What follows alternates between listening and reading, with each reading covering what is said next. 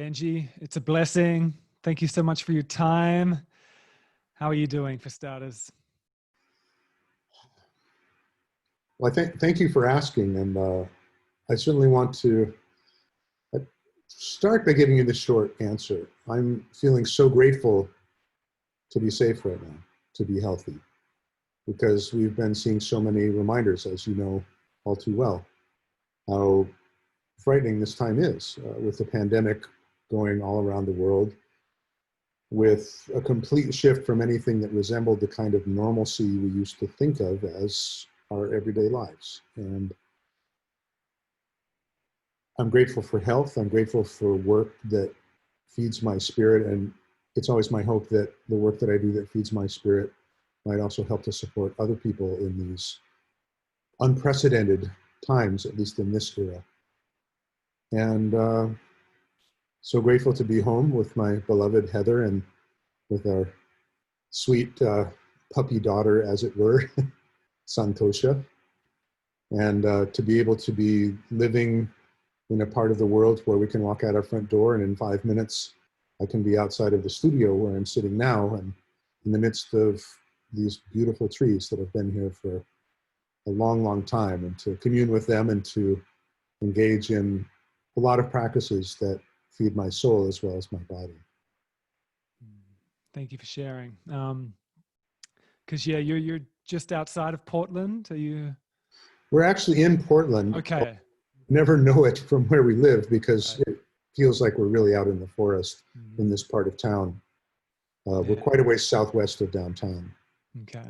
Because yeah, I mean, Portland, Seattle have really been peak epicenters for what's going on, and yes. It feels like both. I mean, it must be challenging to be so in the fire where you are, yet in solitude, like you speak, and what a blessing to have people like you and Heather creating what you do create, and the practice you both have, which feels really necessary during these times. You know, it's such interesting times, and I keep hearing from masterful teachers a similar perspective of like, yes, it's shit and it's really dark times and sad and challenging and uncertain, yet I keep hearing similar notions of seeing it as this necessary purge, like, because all of these issues have been around, yet when we're all going pretty good, we can easily avoid it. You know, like we've been in a pretty, you and I, in a pretty privileged situation for a little while, and all of a sudden it's all being revealed, and we keep hearing things like we're all in it together, and it's this great big purge of this collective kind of ignorance. And yeah, it's such interesting times, and we also find ourselves kind of on the edge of it as well, on the kind of periphery, with Perth being one of the most isolated cities in the world, if not the most. It's often people bitch about that, but it's been really quite quite beautiful, being in a little bubble kind of on the periphery of it all, yet we've got so many dear friends right in the peak, right in the heat of what's coming up in the world. So yeah, thank you so much for sharing. And are you hopeful? My answer to that question, to be honest, would probably depend upon which day you ask me. Yeah, sure. Happening in a given period of time. I am somebody who for my entire life has had a great deal of faith in human nature, even as we see the many dark sides of it, and many of them really coming to the forefront now in these times when there's so much chaos, confusion, uncertainty, stress. It doesn't tend to bring out our best qualities, and yet sometimes, of course, it can. Particularly because I know you and I both share this connection with Ram Dass and his teaching. When we find ourselves invited into the question of how can we help in this time, and especially people like you and me, I feel privileged beyond belief because I have food on my table, I have a roof over my head, I have meaningful work on an ongoing basis. And it feels so important for me to try to find ways that I can reach out to people in less fortunate circumstances than my own. And it's a challenge sometimes to know how to do that when the most effective way we have to show how much we care for each other is to maintain a distance and to wear masks. Something that I was very used to because of, especially my time in Japan many, many years ago. It was not even a question of whether or not you would do such a thing to try to protect other people. But I imagine to an extent in Australia, though I don't know the local culture that well, but in America, there are elements of what constitutes freedom in people's minds that sometimes that is crossing a boundary for them. Like, oh, I don't want to have to do this so that you feel safe. And honestly, that's quite hard for me. For myself, I would rather wear a mask only to find it was unnecessary for a year or more if I knew I'd actually saved one life by doing that. Because you see the downstream effects, and it's very hard for us many times to recognize that it's not just about our own personal circumstances. As you said earlier, we are all in this together. And something like COVID brings that into a very sharp focus. And so I do remain very hopeful in a lot of ways because I've seen some people who are really rising to the challenge that these times are presenting us with. And from time to time, I'm disappointed, particularly with events in my own country, where I see a lot of things going. And when I see people often really departing from the kinds of critical thinking and awareness that I think are actually the most essential in this time. Now, I'm the product of two scientists. That's something that many people don't know about me, even though I've been on a spiritual path for a lot of my adult life. A lot of that spiritual path really gained its inspiration by this curiosity that drives science. And that, to misquote Einstein as my nephew, he's a physicist and a molecular biologist, he loves to say that science is about the best way I've ever found to try to understand what I would call the mind of God. How is it we can actually look at all these mechanisms that have been put into place so exquisitely and come to a deep understanding of how they work and what they do. And in circumstances like this, what it is that we might do to address the need for safety, for public health, and a raft of other things like that. Yeah. And so, yes, my fallback is to go into that sort of empirical mindset. Right. And to recognize that science is imperfect. Many people here in the States have been essentially dismissing science because sometimes people come up with a hypothesis that is incorrect. That is a part of the process. But you don't dismiss the entire discipline of science, because what you do is, okay, that hypothesis was wrong, but we learned these things so we can refine or change the hypothesis and then run that through a series of tests and observations that help us to really get to something that we can count on being the case here in the material realm, where, you know, for better or worse, we're all living. Benjy, I would love for our listeners to get to know you more, because you're such an amazing man, and I want to focus on you right now. Thank you for diving into our current times, which I think we will inevitably dive into later in the conversation. But for starters, I came to you, I came to know you through your album Voice of the Esraj, which continues to play such a huge, it's a tool in my life, which I've got the CD right here that you signed as I came up to you when I first met you on the Ram Dass retreat, just as a gushing fan, and you kindly signed it. And this is truly a tool, like not just a delight on the senses, but wow. So I came to this album and just fell in love with you from the first song, the first note. And then it's been a go-to for me many times, but especially like a few times that really have been pivotal peak moments. A couple when I was when the album would have first come out, actually, 2006, it would have been like 2007, I was essentially having a bad trip. I was on a heavy dose of psychedelics and went down a really intense path, like experience. And to get through it, I picked up your album and just went in and just sat listening to it multiple times. I listened to the album like at least 3 or 4 times in a row to help me ground and get through this challenging, quote unquote, bad trip. And it truly helped me convert a really tumultuous, intense journey into one of the most beautiful, profound, heart-opening, clarifying experiences I've had. And then another time, which is when I was in India, this would have been 2010. I was in India on quite a long 2-month immersion, really intensive Kundalini practices and cleansing practices and really going deep, and literally felt like I was going to die just through how thorough and intense these practices were.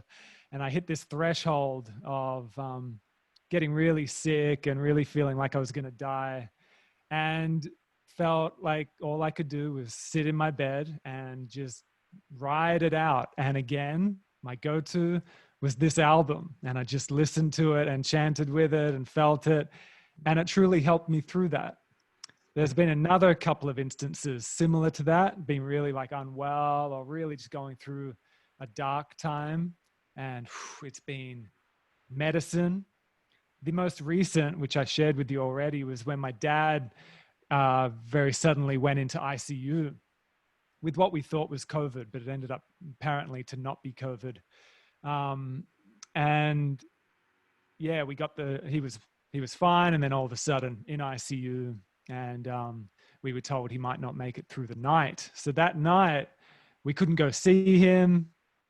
So all I could do, my just instant response, was to sit at the altar and connect with the people I love and put this album on. And chanting with you and chanting with Ramdas and Maharaji and just crying so much, crying and chanting and through the practice of both listening to it and chanting and just bringing in the people that I hold deeply to my heart. And of course, Dad, like really going through the agony of not being able to be with him physically, really just calling upon everything I had to go into his soul and into his heart. And this truly helped me with it. That night, once again, I played it on repeat. And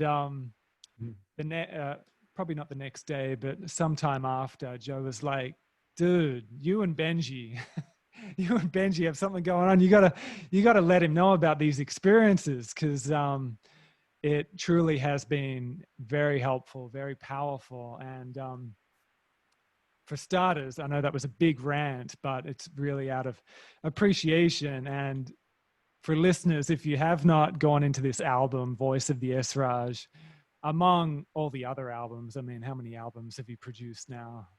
Well, we're about to release our 21st album. Wow, congratulations.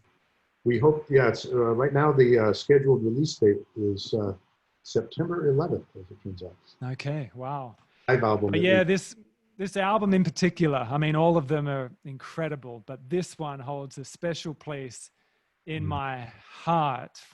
It's a big conversation, but so the esraj, can you please run us through how, like, your journey as a musician, and then how the esraj came into your life, and then if you can somehow compact it into like the power of this practice.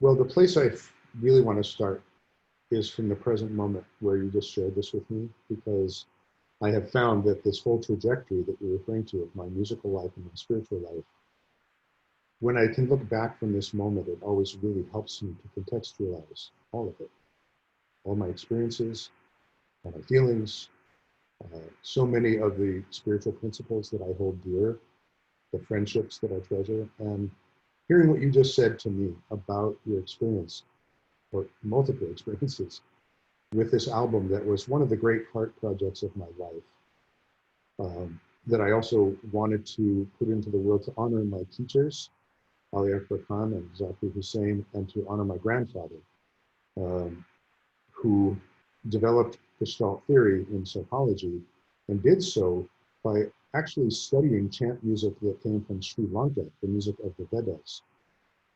And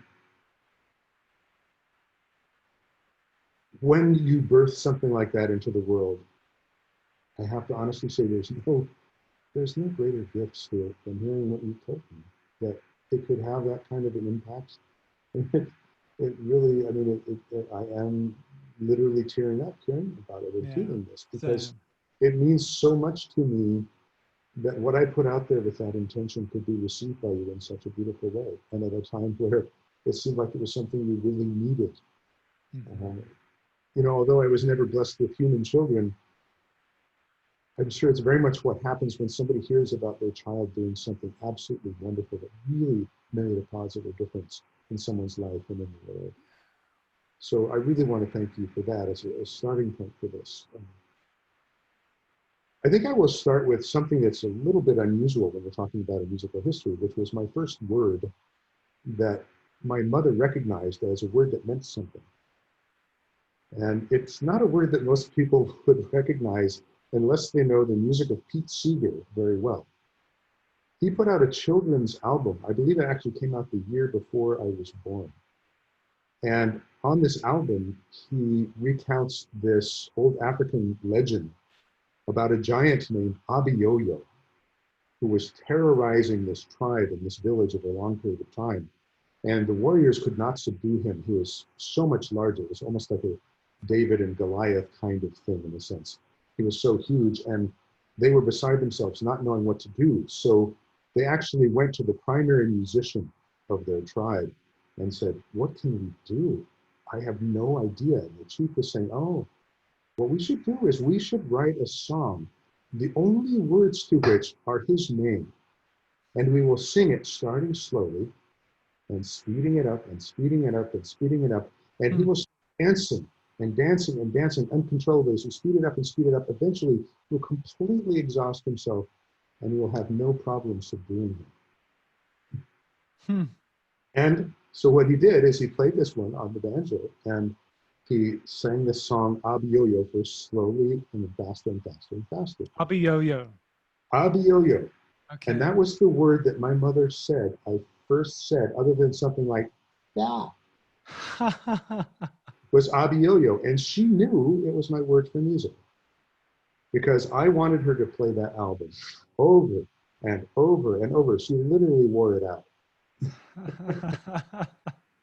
That and Michael Olatunji, as he was called. Later, he took his given name, Babatunde Olatunji.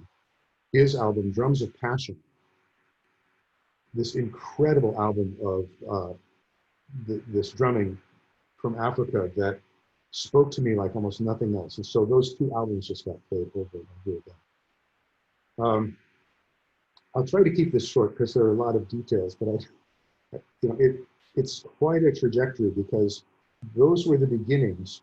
And it's fascinating to me too that a song that started slowly and accelerated was my first introduction to music. And of course, your time, most of the time, goes that route as well. It's fascinating that that was where I ended up, even as I started in the same place with the song. Yeah, right. That is interesting. When I was about 3 years old, we were living next door to an opera singer. And she used to play a game with me. And my parents told me about this. And I have vague, kind of, I don't know, blurry recollections of this happening. The game was find the note. She would sing a note, and I would go and play it on the piano. And after some time of hanging out with her and playing with her in that way, she told my parents that she thought I had perfect pitch and that I should start music lessons. And so when I turned 5, I started piano, which is my first instrument and an instrument I've really been rediscovering lately, and I'm very, very passionate about it. I don't know if you've ever heard me play piano. I don't know if I have either. Yeah, I studied some Western music, some jazz, and then eventually I sort of wound up on my own trajectory with largely improvised music. A lot of it, though, also influenced in many respects by my study of Indian classical music that came much later.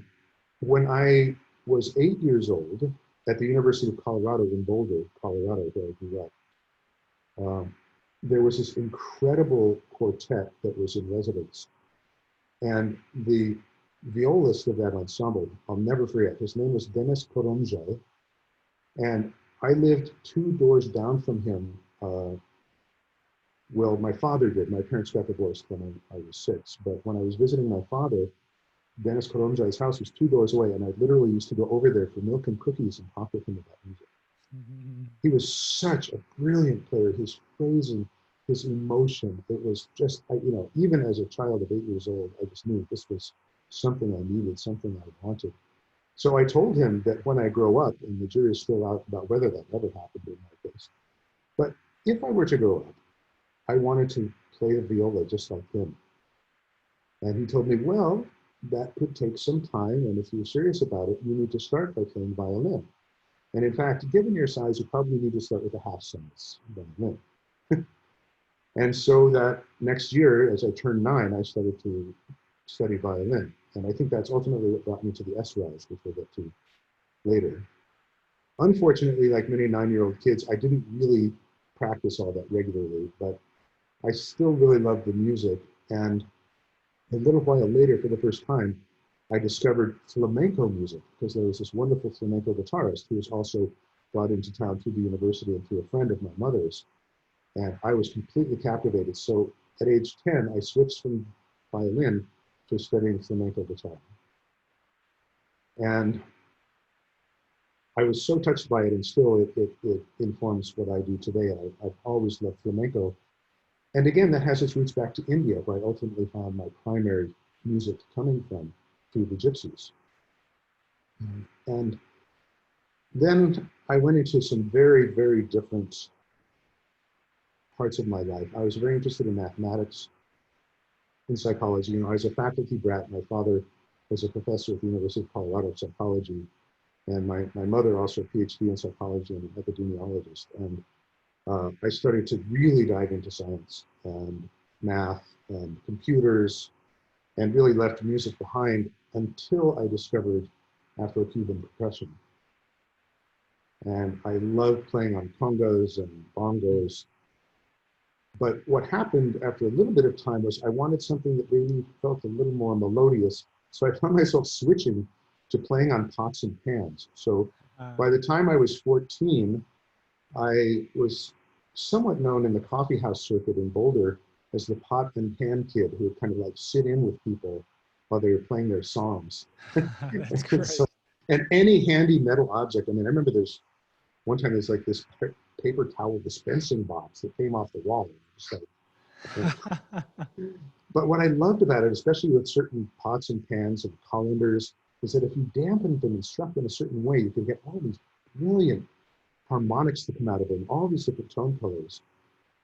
And then the real epiphany came in the summer between my sophomore and junior year when I first heard the tabla, the classical drums of North Indian music. And when I heard what could be done with these drums in the hands of a really good player, it was this combination of all the melodic elements that I loved so much from the earlier part of my musical training, with a percussion that was the most sophisticated I'd ever seen. It just blew my mind. And 1 year after that, I got to see the man who still, I think, is arguably the world's foremost proponent of tabla, the Ustad Zakir Hussain. Incredible. I saw him play at Naropa Institute in the summer of 1975, just before I was going into my senior year in high school.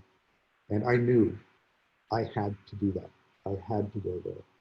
And I started hatching plans when I heard he was teaching at the Aliappa College of Music, this conservatory in the San Francisco area. That's where I was going after I graduated high school, much to the dismay of my parents, I might add. They probably thought that going that way might get me a little bit ahead in line to be a busboy or a dishwasher or something.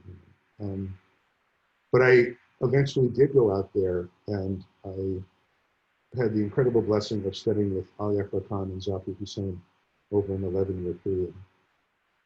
And it's so hard to convey what a blessing that was, because truly it was like sitting at the feet of Bach or Beethoven, being in their company. And when you're in the presence of beings of that unbelievable caliber, it shifts you. And especially if you're passionate about learning it. I mean, I was as clueless as you could be, but I was very enthusiastic, especially for my first 3 years or so. I was playing and practicing 8 to 10 hours a day, 6 days a week. I was full on.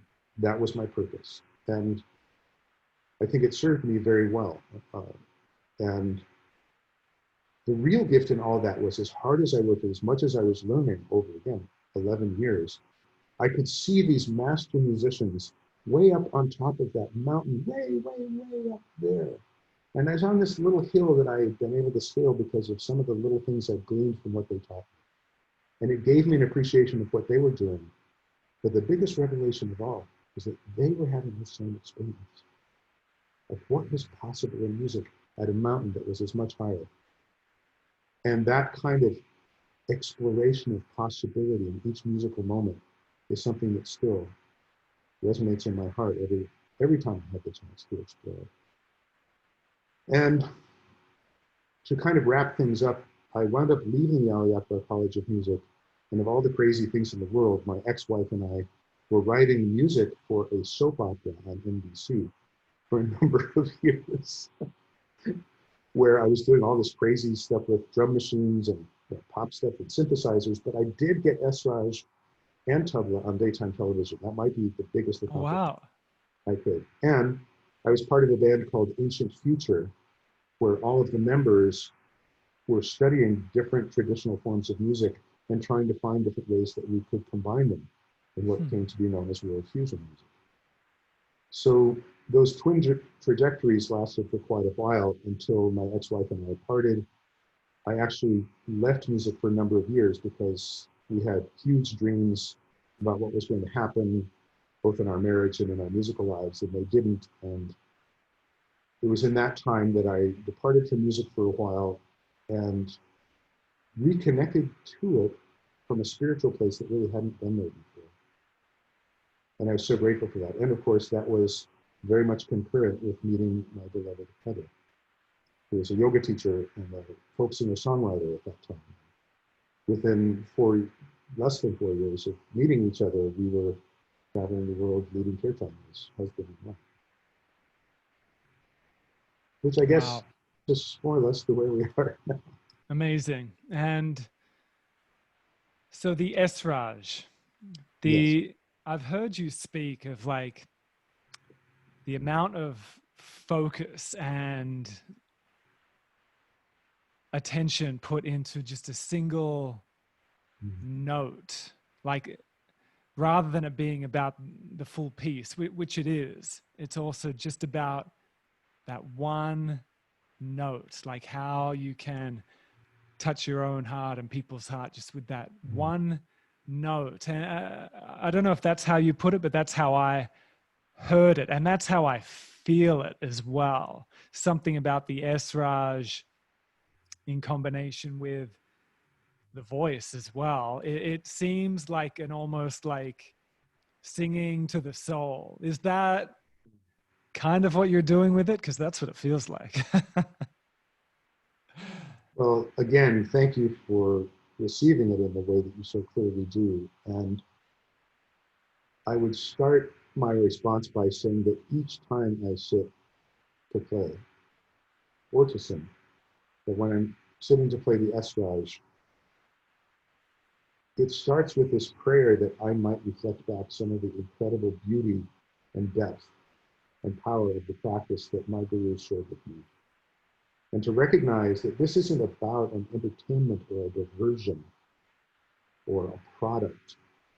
This is about touching our very souls.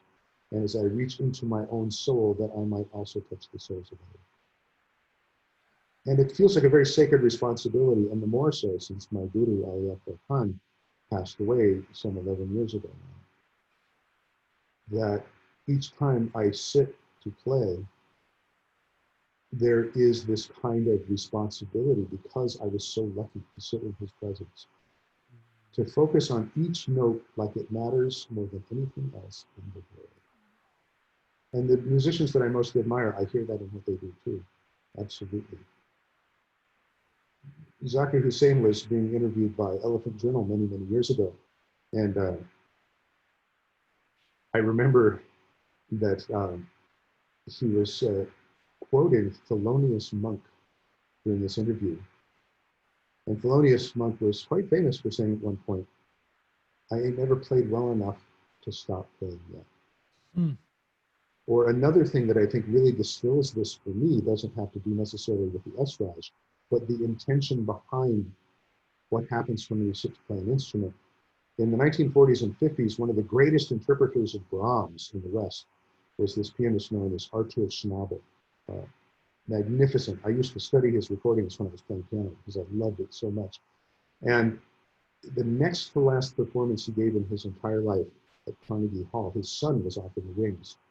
And he was playing an all Brahms program, as I recall. And he came off the stage to this thunderous standing ovation and applause. And he was beaming, and he said to his son as he got off the stage, "That time I almost got it." Wow.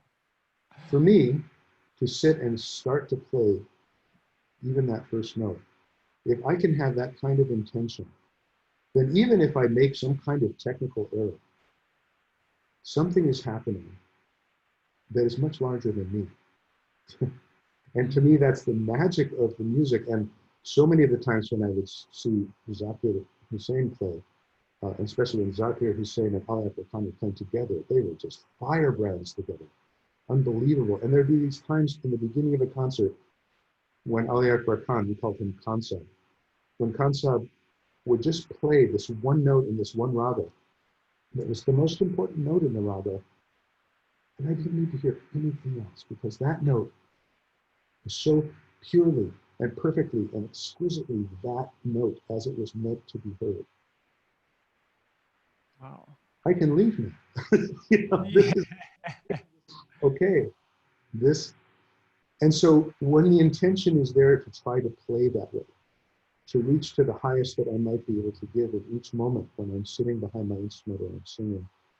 And the esraj is something that has a very poignant sound, as you know. It really pierces into the heart. A very similar instrument, a larger version, and actually more common than the esraj in India, is known as the dilruba. And one of the differences is that dilruba is actually a Persian root word. And wonderfully, the translation of dilruba is thief of the heart. You want to steal the heart.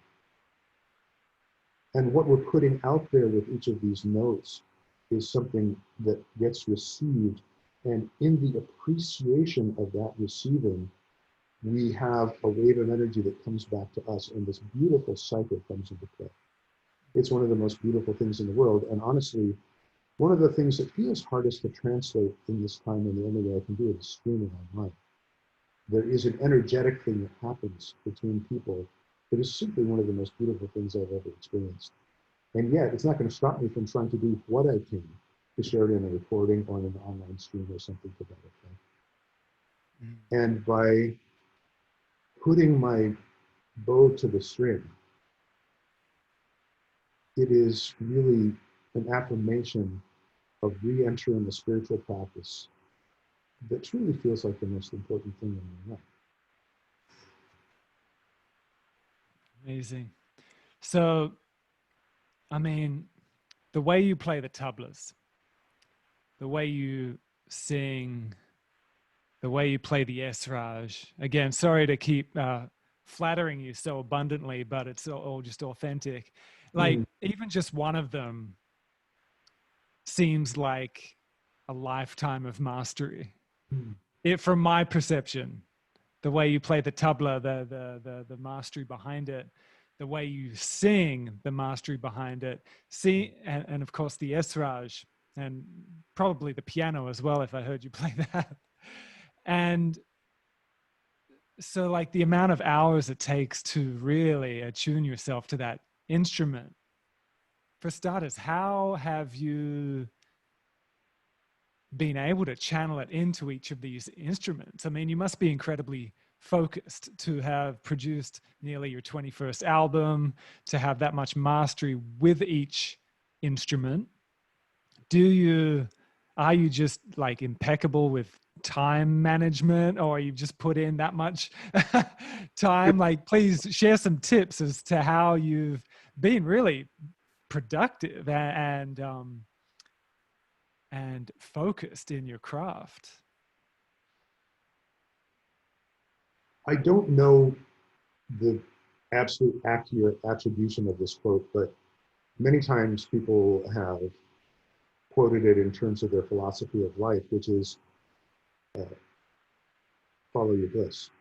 And from that, the money will follow, whatever, you know, the livelihood, whatever it is. And one of the ways in which I have been extraordinarily blessed is that for most of my adult life, with the exception of a few years where I would have described them as having served a bit of time in the corporate world and fallen prey actually to a very materialistic mindset during that period that was guiding me away from my music, but also without which I might not be sitting here in my house.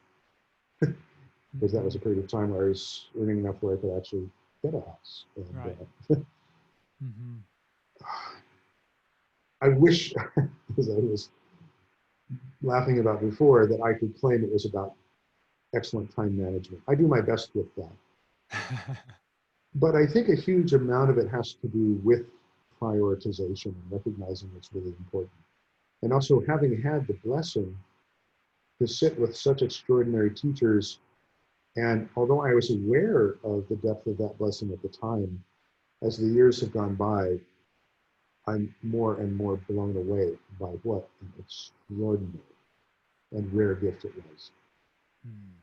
And I would certainly have to say that for Sachdev, for Zakir, who honored me beyond belief by being willing to take me on as a private student for some years. When they saw somebody who really had the passion to learn, they went for it.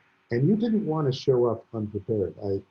One of my stories about it that might be a good thing to listen to if you're thinking about what it is you really want to hone as your craft, whatever it is, whatever that might be, it can take so many different forms, is to fully show up for it in every moment. And one exception to that time is when I was studying with Zakir. I showed up for one of my lessons stoned. I was quite stoned, and he knew it. I mean, Zakir G, when he came over to the US, among other things, he had the opportunity to be with people like the Grateful Dead a lot of. He was no stranger to that phenomenon, but from his standpoint, focusing like a laser beam on every moment of the music was important. And when you're, wallowing through a haze of marijuana smoke, I'm sorry, you're just not going to do it. And he never actually mentioned it during the lesson, but he started getting really intense with me. And trust me, neither Sachdev nor Zakir G were necessarily gentle. And the fact that they weren't was actually something that I took as their faith in me that I could step up my game to meet them where they were trying to get me. And most of the time I couldn't quite. It was almost always just beyond what I could actually execute, But what a gift that is. It gives us such passion for life. But when Zakir G, that one lesson, I knew, he was saying, it's like this. It's da tere kita taka din. Do you get that? It's just like really intense and kind of, what kind of stupid are you here? And yet I knew it was because if I kept doing that, this unbelievable honor and privilege I had been given of sitting privately with him in his living room wasn't going to keep happening. I could not waste his time. And I think that's maybe a big part of what goes on too, is as Swami Muktananda reminded us, we should never let a day go by where we don't contemplate our own death. because it gives a lot of juice to all those things that we hold dear and inspires us to prioritize and to really show up the best possible way that we can. Totally. As has been said, the winds of grace are always flowing, but it's up to us to hoist our sails. So by leading with our best efforts, it's amazing what we can accomplish. And the different instruments that I play are a lot like trying to shine a light on different aspects of my character, my personality, my emotional self, my spiritual self. When I'm drumming, there's a part of this really super powerful, very yang kind of energy, you know, it's a very masculine energy that finds its expression. The esraj, especially my smaller instrument that I play, this instrument she is a female, there's no question. And it is a part of myself where I can connect with that which is soft, and in that softness, infinitely powerful within myself. And it's not about me. It's about showing up in the best way I can so that I might be a conduit for something much, much bigger. And so that is, I think, it, you know, again, thank you so much for flattering me with all of your kind remarks about my playing. I've got more, don't you worry. But I think that for me is key. Recognizing how important each moment of the music is. And what a gift it is to actually be able to engage with that moment in that way. Yeah. And the voice, I want to share a moment that I have shared with you before. It was on that first retreat. We met you and Heather with Ramdas, and where you and Heather were playing a lot. And it would have been one of the first day or second day, and Joe heard you doing your throat singing, and it was from like the other end of the complex. It was from quite a ways away. And like, oh, there's Benjy doing his throat singing. And when you really drop into it, when you're really, like, could say peaking it, that's what it sounds like to me. When you hit a certain like decibel or whatever, it starts to sound like bells from heaven, so to speak. It just like turns on this such a subtle vibration, maybe, because often people don't even hear it. It's so interesting, like, oh, can you hear that?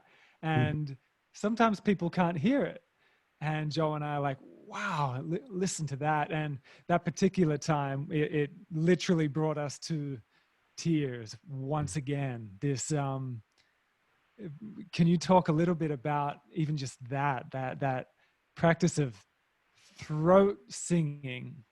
Because when I practice it, it's one of the, not that I can do it like you can at all, but it still feels very therapeutic. Like, to me, it feels like one of the most potent, like, yoga practices, just to make sound. Can you please talk about your experience with chanting and even just pure sound, such as the throat singing? Sure. I would start this foray into that topic by referring to something they call Nada Brahma, which is a principle I'm sure you've heard before that's recognized in many Indian traditions, that is essentially an equation. Sound and vibration is God. Sound is the absolute. For that matter, in Genesis, in the beginning was the Word. What is the Word? That from vibration, all of these other things come. And so the Nada yoga that comes out of this, that was my first yoga practice, long before I knew anything about asana, was about an attunement to the vibrations of which everything is comprised. Really, not only the physical realm, but all our experiences, all of these things that are beyond form. And as you get into these different vibrations, your attunement to something larger than yourself. One of the wonderful things that's at the heart of a lot of Indian music with the stringed instruments is what's called sympathetic vibration.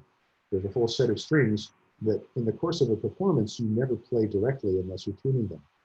But each time you play the note that they're tuned to, they're set into motion in this beautiful sympathetic resonance. In throat singing, what we're doing is we're really going into and parsing all of these different components of things we don't, as you were pointing out before, normally hear within the voice. All of those partials, all of those harmonics that we hear in throat singing are present in the fundamental tone and in the tone color that makes us hear a human voice as sounding different from a flute, as sounding different from a violin, as sounding different from something else. That the relative strength of all these different harmonics is what makes this infinite tapestry of sound from which all this music comes. And as we go into the throat singing, we're going through the harmonics off of that fundamental tone. And it's a very, very pure sound, as you say. When you really hone in on the harmonic, essentially what you're doing is you're taking the entire pharynx, the whole vocal cavity, and shaping it such that a harmonic that's already present really gets emphasized. You probably sing in the shower sometimes, right? A lot of us do that. And love to. You've probably noticed that when you're singing in the shower, all of a sudden one note really rings out, you know, if you're in the shower stall. And to go into it a little bit, that's because of a principle in physics that we know as a standing wave, that if there's an even multiple of the wavelength within a given space, it will tend to reinforce itself and get louder. And in one sense, that's what we're doing with the harmonics in my voice when we throat sing. We're shaping the whole vocal cavity so that one harmonic can just ring out super clear. I first encountered throat singing when I was in a year-long effort to try to reconnect with my academic roots, and I left a study of pure practical applied music, of performance and Indian classical music, to go to the University of Washington to study ethnomusicology for a year. Needless to say, especially my father was very happy to see me going back in that direction. And there was a magnificent teacher, Z.M. Doggett, who was teaching in residence that year at the University of Washington of this very old style of Indian classical music called Drupad. So it was a chance for me to get into a different part of Indian music, but also to encounter all kinds of music from all over the world. And I chose the University of Washington because at that time, it had the broadest library of recordings from all around the world of any place on the planet. So I spent a lot of time in the basement of the, it was actually the basement of the art building where they had all of these tapes, and I would listen to endless recordings. And I heard this one recording that was described as a Mongolian shepherd. And I thought, as I first listened to it, I said, wow, that's kind of an odd tone color, but it's so cool how he has this flute playing over the top. Only to recognize, of course, there was no other instrument. The flute that I was hearing was the harmonics that were coming from his throat singing. And when I realized that, I started to devour every recording I could find about that. And when, after about a year, I abandoned my dream of becoming an academic again because I really missed playing music instead of writing about it and talking about it and analyzing it, which has a great place, but it wasn't my path.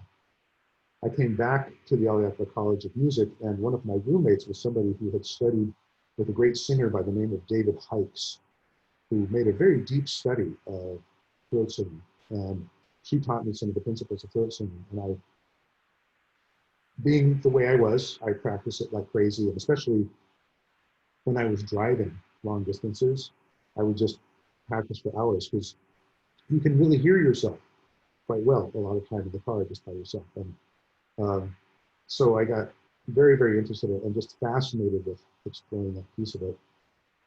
And the way that these harmonics work too, I do think it tends to activate different areas of energy within us as we sing it. And in a sense, there's a purificatory process as well. Yeah. That really comes through in the throat singing. And so I really love doing that. And it's also kind of a meditation. Like, how is it that I can really hone in on that secondary note so strongly that it's unmistakable, and that becomes the really sort of most people's point of reference rather than the fundamental below it. It's It's a so really, powerful. It's so powerful. Do you know, I've just heard it talked about a little bit. I don't know if it's if there's much substance to it or information to it, but how it resonates with the upper palate and then the pineal gland and pituitary gland, really creating a vibration that can very powerfully bring about the mystical experience. So like we know about the Sanskrit languaging, how it rolls across the upper palate and creates these vibrations to really help attune our consciousness. But with the throat singing and even just like humming like Brahmari Pranayam, just humming again and again so quickly alters my consciousness. And as a yoga teacher, when I bring in the application of like sound, even just humming, when I see people shift from like, you know, trying to breathe fully, which is good, like trying to stretch through the tension. And then when I encourage them to, okay, make some sound, when you're in that like deep, like stuck point, or you're stuck in your thinking mind, or you just can't shift the tension, like hum into it, or make a big like ah into it. And so quickly it shifts people from like trying to quiet the mind, trying to be present, trying to open the heart and so forth, to like just such a quick okay, here we are, like a quick shift into the heart. Not that it's about it being a quick shift, but it definitely seems like a powerful tool that can help us get into the heart and into these other dimensions of our mind, and into like big mind and heart mind and beyond the thinking mind. And sorry to yap on about it, but it seems to be a pretty prevalent socialization for people to be scared of making sound. yes. So there seems to be an initial like fear and resistance, and even like a shying away from it before they end up just going for it. It's pretty interesting. So the question is, do you know much about that practicality of what it's doing in how we're creating the sound, even as simple as a hum? Wow. Well, it's there are so many layers to that, because certainly you're talking about a physiological response to what happens to us when we make those kinds of sounds. And one of the things that has been documented quite a bit, actually, much like what happens in certain kinds of exercise as well, is that endorphins are released. And that there are a lot of different kinds of things that would let us know that it's one of the sweetest things that we can do for ourselves, especially in these times when so many people, for so many very good reasons, are really struggling with feeling good. There's nothing quite like singing. And one of the blessings actually of this time for me is that I have been re-embarking on a very deep study of Indian classical singing right now. I've been working with this absolutely extraordinary teacher who lives in the Boston area. He's a Westerner, but he lived with his teacher in India for nearly 3 decades. And his understanding of the art of teaching voice is unlike anybody I've ever seen. And I feel very privileged to be studying with this man named Warren Senders. And one of the things that really has been keeping me going every day when I have been feeling down, and many of us might talk about what I sometimes refer to as the Groundhog Day phenomenon, going back to that movie. It's like every day, oh yeah, wow, COVID's, wow, I still don't have work. Wow, my friend just got sick. You know, all of the things that are like this repetition of something that most of us, if we're honest with ourselves, we don't want to see happen. One of the best ways to get ourselves into breathing more deeply is to sing. You know, you can't, you can't sing without breathing. Of course, you can't live without it. But there's a way in which that exchange takes on an entirely different dimension, of course, when we're using it to sing. And also to wail, perhaps, through the grief that so many of us are feeling right now. It's often been said that there is probably no greater gift in music than hearing music that makes you cry, because it can release something that's so far beyond concept and so far beyond words. It's such a gift. And you can give that to yourself all the time. You were mentioning also in the science of Sanskrit phonics, which is also considered to be an arm of Nada Yoga as well, is that the articulations within Sanskrit are organized, as I'm sure you know, by where they're articulated, and also by extension, by how they influence our pranic energy. The essential life energy that we might know in other traditions as ki or chi finds its voice literally in the ways that we convey these phonemes. And that's something that's known as the matrika shakti. These sounds have an inherent power that is absolutely enormous. And the more time we consciously engage with that power, I think the more we can heal ourselves on some very, very deep levels. There's nothing that puts me in a space for meditation quite like singing. I usually try to sing for at least half an hour, preferably an hour before I sit to meditate, because it helps me to clear out the nonstop monologue that is telling me in each moment what I'm seeing. Okay, now I'm seeing this. Now I'm talking to Stuart. Now I'm on this podcast. Now I'm looking at this screen. Now I'm noticing that my chair is squeaking. It's all of these things where when you dive into that, what is called Nada Samudra in Sanskrit, the ocean of sound, you can get outside of that conceptual realm and bring yourself back to the very essence of absolutely everything. And the voice and music,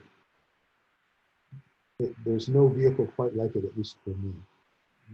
And especially, there's nothing more intimate than one's own voice. And for that reason, too, one of the very saddest things I hear people say, oh yeah, I used to sing. Yeah, right. And you can probably look at things in their lives that may not have gone the way they wanted them to, but you could relate to that shift because something else became more important, or this fear about being perceived or judged based on whether you were good enough.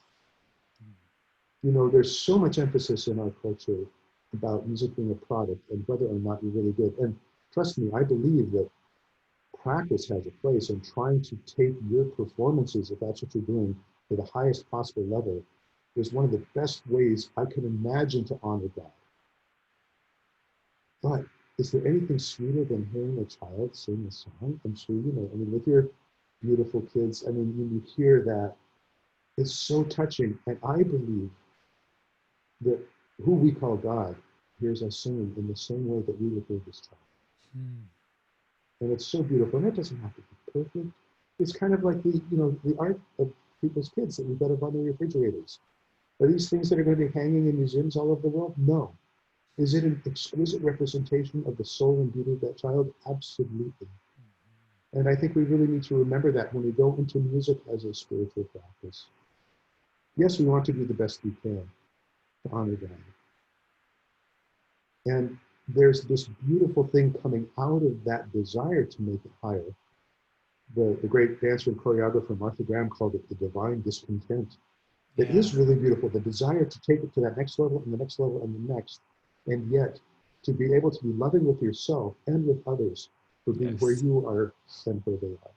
It's right. So how do you navigate that? Exactly that. Do you find yourself kind of get trapped by perfectionism and it kind of stunt your choice to release that song? Like, speak to that, because I know some musicians where they're so good, and like I'm surrounded by incredible artists and musicians, and a couple in particular that listen to this, and I'm talking about you. I won't mention names, but I nudge them all the time. Like, wow, if you just recorded it, just that jam session was incredible. But they admittedly fall into the trap of perfectionism that stops them releasing that piece of art that everyone wants to get their hands on, everyone wants to get their ears around. But you, from a periphery, from just objectively viewing, it seems like there's a balance of that kind of that artistry of divine discontent, of like, when something's not dialed in, you'll work on dialing it in. At the same time, maybe observing when the mind is falling into that trap of being like neurotic with perfectionism, and then just you finally just got to let it go. Please speak to that that situation that's so common. In the landscape that you just described, I'm extremely neurotic. I am very much a perfectionist, and particularly when it comes into recorded music, because part of that exists because I think of the discipline of recording and engineering and mixing as an entirely different one from live performance. Right. In many ways, it's almost more like word processing or making a mosaic, because once something's recorded, it becomes fixed in some sort of space and time, and then you start to manipulate these things. And what's fascinating about the whole thing is that you can take something that has been tweaked to the nth degree with all these things being moved hither and yon in so many different ways to recreate the illusion that it actually happened that way in real time. Right. It's fascinating. Yeah. It's something that endlessly fascinates me, and it's something that I'm very passionate about doing, is trying to make each moment of music the best possible reflection of that moment in music it could be. I'm misquoting John Cage, but he said something to that effect, where he said that each and every sound made in music is a perfect reflection of the moment of its being brought forth. I know I'm bungling the quote, but the idea is very much that. And so when I'm in a performance mode, what happens is I'm focusing so much on each moment as it goes by. And let's say I'm going for the high note and I really blow it. And, you know, it's such a nasty plan that nobody anywhere could miss it. But guess what? That moment just passed. It's gone. It didn't kill me. I'm still breathing. I mean, there's a part of me that is so self-critical, in all honesty, that of course I beat myself up about it. And so many of the great musicians I know, the very finest musicians, sadly, the internal dialogue more often than not is just, I suck, I suck. Mm-hmm. And I think there are better ways to do that. And what it has to do with sort of the positive orientation of how is it that I could do that thing better? Like Arthur Schnabel, I almost got it right. Wow. You know, this really represents progress on what is my sacred path to embody this music. And that too is even a different thing, because so much of the music that I do with an Indian classical music is largely improvised, where someone like Schnabel is taking something that at the time may have arisen from improvisation, but the notes are on the page now. And the notes represent the intention of somebody who, in the case of Brahms, for example, has been dead for a very long time. But you want to connect with that person's soul so much that you will explore every note in the same way that I perhaps also do when I'm working on a mix, so that when you sit down and play, it is like that mix being played through you, because you know every step of the way what it's like. It's a little bit like this very inspiring movie I saw about the guy who free climbed El Capitan. I don't know if you've seen it. He had to go over every move going up that entire face over and over and over. And so it is with a great piece of music, say, out of the Western classical tradition. To really do it justice, you've got to do that. Recently, I've been very blessed to become friends with this fantastic pianist. Her name is Katya Grineva. She's Russian. And she's also a very serious student of yoga. I have had the privilege of watching her play on Zoom on this old kind of, you know, funky upright Steinway in her living room. But she's playing Chopin with so much nuance. And, you know, this is music that I listened to so much in my teens. And I hear Chopin. You know, it's not just, this is this person playing Chopin. This is the soul of Chopin being put out there for all of us to hear as it is being channeled through this remarkable artist. And so I always want to be able to do that sort of thing. And very often, again, to be honest, I fall short of what I hope to convey. Because there's this kind of thing that you hear in your head that maybe you almost get there, but not right. And yet, it is about the journey. It really is about the journey. Each time I sit to play something, each time I join with people in kirtan, for example. You know, the kirtan may be exactly the same melody and arrangement that we have done for 20 years. But it's very much like that analogy of never stepping into the same river twice. Those people with us, what's happened to all our heart energies, what's happening in all of our bodies, the kinds of healing that are taking place, the expression of Narada Brahma in that one moment that will never be again. All of that is just so precious and powerful. Benjy, I want to respect your time, which I appreciate so deeply. Is there anything you want to share with our listeners? So you've got this upcoming album. Mm-hmm. What else? How else can people get in touch with you and your beautiful wife, Heather? Wow, well, thank you. Certainly one thing that I would encourage you to do is to get in touch with us on our website. If you want to know anything else, there's a contact page there. It's shantalamusic.com. And we also have all of our existing recordings there. You can listen to samples of them, and you can download them from our store. You can, of course, listen on Spotify or Pandora as well. And Heather and I have been so immensely gratified. The most popular single piece of ours on Spotify is Purnamada, which came out in 2003. And just last week, it hit just over 12 million streams. Wow. It's so touching to me to feel that people resonate with it that much. And we're putting out new material all the time. One of my newest creations is a chant that I wrote called Aham Gable. I put out a video of that with some really beloved friends of mine. This great cellist, Jamie Sieber, who is an extraordinary artist in her own right, and two Grammy-winning wind players, Steve Gorn and Nancy Rumbel, and Heather sang with me. And we all took video of ourselves as we were recording our parts in our studios. And then I stitched it together in. It's beautiful. And to me, it was a way of trying to put out a beacon of hope in a time when we know we can't physically be together. I want more than almost anything in the world to sit with those people and play in real time, and we can't. So this is what we do, and we step up in that way. Also, I would say, yes, we have a new album that is going to be out. We're expecting a September 11th release. It is our second live album. And what we did was we recorded a whole lot of our shows over about a 3-year period of time and found the recordings that we liked best and moved them forward into mixing them. And I'm just overjoyed. We were accompanied by such extraordinary people on this record. Steve Gorn, whom I mentioned before, two great bassists, Greg Barnett from the Bay Area and Jared May from Los Angeles. They're just extraordinary musicians.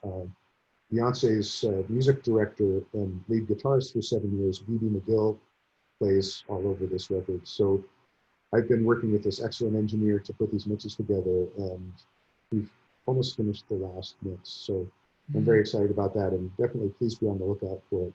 We're going to call it Live and the numeral 2 Love. So it's our second live. Yeah. Oh, and also I'm excited to hear that. Yeah. I'll definitely mix with you. Amazing. Well, thank you so much, Benjy. I really appreciate your time and your presence and all your gifts. It would be really beautiful.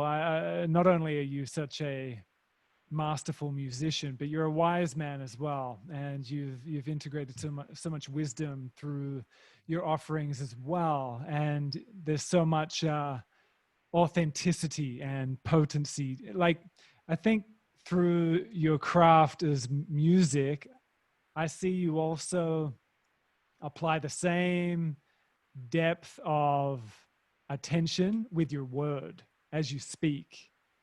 So rather than just rambling like I am, you bring such attention to each word. And I've felt that every time I've been with you, and just the way you talk, it's a gift, that in itself, the art of communication, the yoga of communication. So do you have any words of wisdom to leave this conversation off? Wow. Well, again, thank you so much for saying so. Hearing you say this means a great deal to me. And I especially want to thank my mother, because I think she instilled in me a desire to be as precise as possible in my meaning when I speak. She wasn't terribly patient with laziness of expression, and I really appreciate that she helped me to understand how important it was to try to hone into the greatest possible level of detail exactly what you mean when you speak.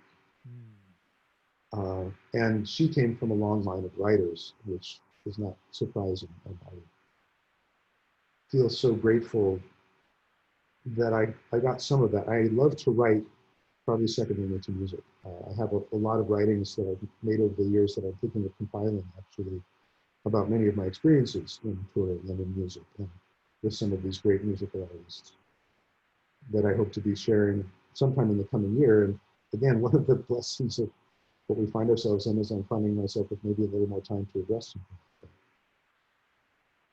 I would say what I want to remind everyone of is that you matter. You matter. And as this great mentor tells me, if you matter, that means I matter, that we matter. Especially as we go into this time together. It is not just about me and what I want and what my agenda is. It's about what I might do that might make a positive difference in a way that will resonate far beyond my own immediate sphere. And with our words right now, because in our country, as I'm sure you know, and many places in the world, we're very, very divided. And we're also seeing a rise in authoritarianism in many, many different places. And even as we go into this time, one of the things I mourn as much as anything is reasoned and respectful discourse. I might disagree with you, but that does not mean I cannot approach you with as much love and respect as I possibly can, because you do matter. You are a soul. You are a precious, precious soul. And if I forget that, that's on me. I need to step up so that I can be in recognition of that, even as we approach some of the very hardest circumstances that we may have faced in generations. Right now, it's time to step up with as much love and respect and looking out for each other as we possibly can muster. That's what I would say. Thank you, Benjy. Thank Love you so much. Ram, Ram.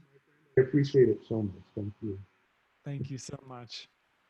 Send my love to Heather, and we'll connect soon. All right. I look very much forward to it. All right. Much love, Benjy. Thank you again.